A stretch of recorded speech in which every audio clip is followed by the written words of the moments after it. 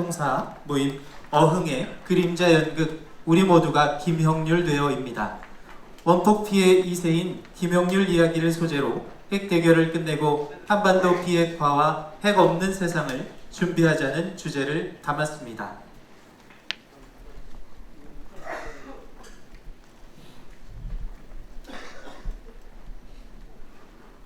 우리 모두가 김형률 되어. 김봉대 선생님과의 만남. 1945년 미국의 히로시마 나가사키 핵투하로 인한 한국인 희생자는 10만 명 이상으로 추산됩니다.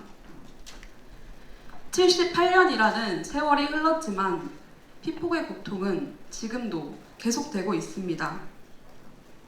고 김형률 선생은 생전의 원폭 후유증에 관한 실태를 파악하고 알리는데 짧은 생을 바쳤습니다. 우리는 김형률 선생님의 아버님인 김봉대 어르신을 찾아갔습니다. 선생님 안녕하세요. 이렇게 만나 뵙게 되어서 반갑습니다. 시간 내주셔서 감사합니다. 김형률 선생님의 이야기를 듣고 싶어서 찾아왔습니다. 청년들이 우리 형률이 이야기에 관심 가져줘서 내가 더 고맙네. 잘 모르는 사람들이 많거든. 선천성 면역 글로불린 결핍증. 우리 형률이는 쌍둥이로 태어났어. 쌍둥이 동생은 태어난 지 1년 6개월 만에 폐렴으로 죽고 말았어. 형률이도 태어난 지 일주일 후부터 입원과 퇴원을 반복했어. 자라서도 몸은 초등학생처럼 작았지. 아침마다 형률이 등을 두들기며 기침이 가라앉기를 빌고 또 빌었어. 그때까지만 해도 왜 그렇게 작은 몸에 평생 폐렴으로 고생하는지 몰랐어. 병명도 어렵게 알게 됐지.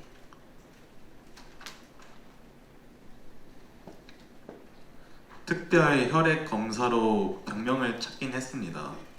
면역 글로불린 결핍증입니다. 면역력이 흰생아와 차이가 없을 정도로 선천적으로 면역력이 아주 약한 희귀 난치병입니다. 선생님, 이 병이 제게 왜 생긴 거죠? 이해가 되질 않습니다. 이건 정말 제 개인적인 소견입니다만 형률군 어머니께서 원폭 피해자라고 하던데 어머니의 피폭 때문일 수도 있어요. 아니, 이건 확실한 건 아닙니다. 형률이가 25살 때의 일이야. 의사는 뭔가를 감추는 것처럼 진단을 끝내고 서둘러 나가버렸어. 피폭 때문이라는 게 무슨 말이냐고 물어봐도 시원하게 답을 하질 않았어. 피폭의 유전성을 인정하는 게 의사도 부담이 컸겠지. 나는 원폭 피해자 2세다. 나 김용률은 한평생 작고 아픈 몸으로 살면서도 이 불행의 원인을 알지 못해 괴로워했다. 병명을 알았으니 이제 한 발자국 앞으로 나아가자. 의사가 흘리듯 말한 어머니가 원폭 피해자라 유전 가능성이 있다는 얘기에 밤낮으로 책을 뒤졌다. 그래! 나는 원자폭탄 피해 2세다. 그래서 나는 아프다. 하지만 내가 아픈 것은 어머니 때문도 아니고 우연한 불행 때문도 아니다. 전쟁 때문에, 식민지배 때문이다. 전쟁은 내 몸에서 계속되고 있고 광기의 전쟁은 아직도 끝나지 않았다. 난 이제 앞으로 어떻게 살아야 할까? 내가 한국 원폭 피 2세라는 사실에서 출발하자. 삶은 계속되어야 한다. 형유리는 원폭 2세 한우 문제를 알리기 위해 전국을 돌아다녔지. 그 덕에 사람들이 점차 모였지만 문전박대도 많이 당했어. 원폭 피해 2세라는 게 알려지면 취직할 때나 결혼할 때 차별당할까봐 그 두려움 때문이었겠지. 나는 원폭 피해자가 아니에요. 왜 귀찮게 자꾸 찾아와요? 거참 별나네. 유전이니 뭐니 우린 별탈 없이 건강하게 잘 살고 있어요. 더는 연락하지 마세요. 이름만 대면 다 아는 시민운동단체도 형유리의 지원 요청을 거절했어. 피해자 1세들도 2세 문제는 나 몰라라 하며 형유리를 내쳤지. 그때 형유리 손을 잡아준 사람이 심진태 지부장이었어. 아버지, 기자회견을 해야겠어요. 아프면 아프다고 외쳐야 합니다. 가난보다, 차별의 시선보다 원폭 피해자 2세 환우들의 생명을 지키는 것이 우선입니다. 어떤 일이 있어도 삶은 계속되어야 하니까요. 커밍아웃 기자회견. 어머, 저 사람 몸이 너무 안 좋아 보인다. 어떻게 기자회견을 하려고? 31살이라고 들었는데 몸은 초등학생 같다. 내 몸이 일본이 일으킨 침략 전쟁과 식민지 만행의 증거입니다. 또한 미국의 핵투하 참상의 증거입니다. 한국에는 저와 같이 선천성 질병에 걸려 평생을 병마에 시달리며 살아가는 원폭 2세들이 많이 있습니다. 하늘이 제게 이런 질병을 내린 것은 소외당한 채 죽어가는 원폭 2세 환우들의 문제 해결을 위해 짧은 생이라도 바치라는 소명으로 여기고 있습니다. 그때 형유리의 눈은 어느 때보다도 밝게 빛나고 있었지. 나는 형유리의 눈을 보며 형유리가 나고 내가 형유리다 그렇게 다짐했어. 평화의 불꽃이 되어. 형유리는 원폭 피해자 지원특별법 제정과 원폭 피해 2세의 실태를 알리기 위해 국회와 일본을 오고 갔지. 근데 그 작고 힘든 몸에 견디기가 더 힘들었는지 나보다도 먼저 저 세상으로 떠난 거야. 그 뒤로는 내가 직접 나섰어.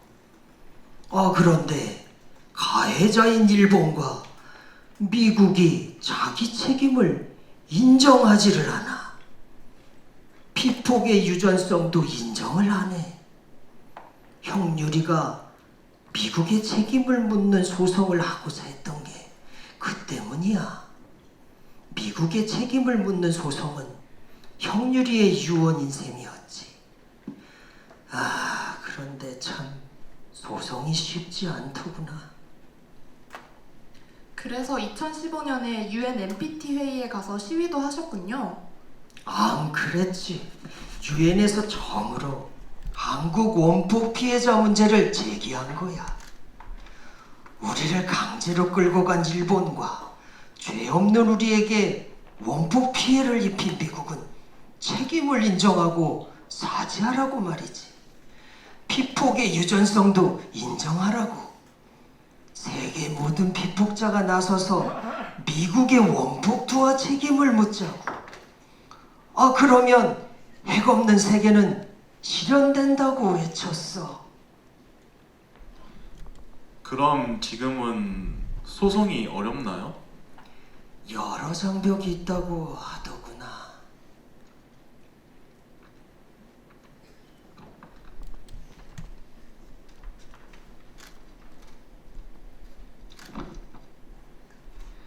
그런데 고맙게도 병통사가 우리의 손을 잡아줬지. 높은 장벽이 있더라도 소송의 길을 찾아보자고 했어. 그래서 민중법정을 열어서 법정 소송을 준비하기로 했더라고. 우리가 모두 김영렬 되어. 네, 한미 정상회담에서 확장 억제 강화를 골자로 하는 워싱턴 선언이 채택되었습니다. 확장 억제 강화는 곧 핵무기를 사용하겠다는 위협을 더 강화한다는 의미라고 볼 수 있습니다. 한미는 핵협의 그룹 창설에도 합의했습니다. 2022년에 신핵법령을 채택한 북한도 이에 맞서 핵무기 전력 강화에 더 힘을 쏟고 있습니다. 참 걱정이네. 요즘 뉴스를 들으면 78년 전 일이 반복될 것 같더구나.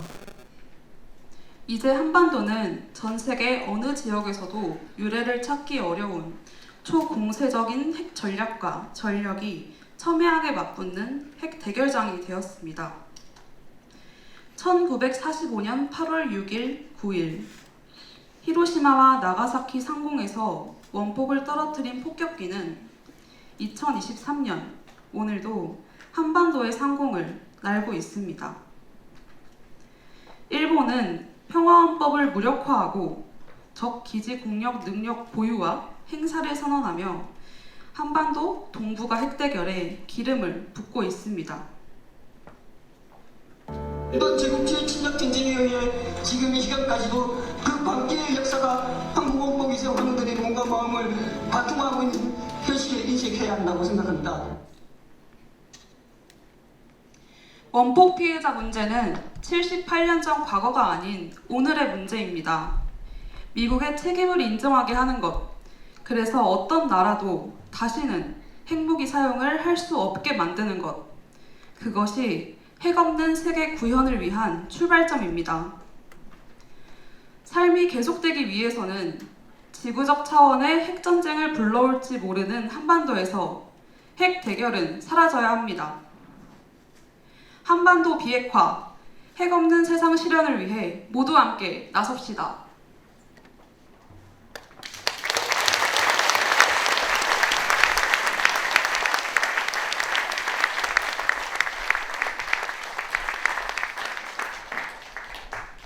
이번엔 평화 마당입니다.